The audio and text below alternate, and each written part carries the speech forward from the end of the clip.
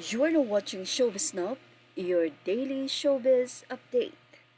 Nagsalita na nga ang aktres na si Kay Abad matapos ngang madrag ang pangalan nito sa hiwalayan na Daniel Padilla at Catherine Bernardo. Well, nagsimula ang nasabing paglilink kay Kay Abad matapos ngang magbigay ng isang clue ang isang netizen or isang Facebook page na nagngangalang Nabara Lopez, kung saan inisa-isa niya ang naging babae di umano ni Daniel Padilla since 2014, 2017, 2018, 2019, 2021, and 2023. Doon mababasa na ang 2014 ay nagngangalang si Jasmine. 2017 naman is a non-showbiz girl na model. And 2018, say ng clue ni Nabara, yung ikagugulat ninyong lahat sa girl na hindi nyo maisip na naging babae, siya ni Daniel. Say pa rin Nabara, aniya pa, ewan ko, hindi ko kayang ilabas ang name niya dito, sorry. Reaksyon ng netizen, OMG, si Kay Abad daw si 2018 girl. 2016 sila engaged ni Paul Jake, July 2017 sila ikinasal, nanganak siya sa first child December 2017, nasundan ng second child 2021 na, oh no. At dahil nga dito, bago pa lumalak ay nagsalita na nga ang aktres na si Kay Abad hinggil sa pagkakadawit niya na nakarelasyon niya si Daniel Padilla. Mula sa artikulo ng Fashion Police, nagsalita na si Kay Abad ukol sa aligasyon na isa umano siya sa naging babae ni Daniel Padilla noong karelasyon pa rin si Catherine Bernardo.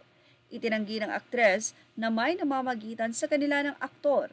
Aniya, grabe, nakakatawa yung issue na yan. Ani Kay, nang hinga ng reaksyon ni Abante Tonight Entertainment columnist Rose Garcia. Hindi na active sa showbiz si Kay, pero may mangilan-ngilan din siyang acting at endorsement project. Naninirahan na siya sa Cebu kasama ang asawang si Paul Jake Castillo. Nadawit ang name niya sa hiwalayan ng Katniel dahil sa blind item patungkol kina Disco at KA na nag-check-in di umano sa hotel. Noon pa raw ito nangyari bago ikasal si KA. Hinala ng netizen, sina Daniel at Kay ang sinasabi sa blind item. Explanation, maikli lamang ang naging tugon ni Kay Abad at sinabi nito na nakakatawa daw ang nasabing issue. Ilang mga netizen naman ang nagulat at sinabi na hindi ito gagawin ni Kay Abad. Kay Abad is Kay Abad. Ang ilan naman ay sinabi na kapag may usok ay may apoy. Narito ang ilang naging komento nila. Say nila, sino ba kasi link ng kung sino-sino? Magbigay kaya sila ng ebidensya? Ang toxic ng fandom ha. Samantalang si Katniel, enjoy lang. Walang kasalanan si Kat. As a gentle, yung DJ sana ang magsalita at mag-explain. Ang sarap ng buhay. Kaninong kampo ba ang nagpa-blind item and swipe? Di ba kay Kat? Siya dapat ang magsalita at ang mga nasa paligid niyang ginagamit siya.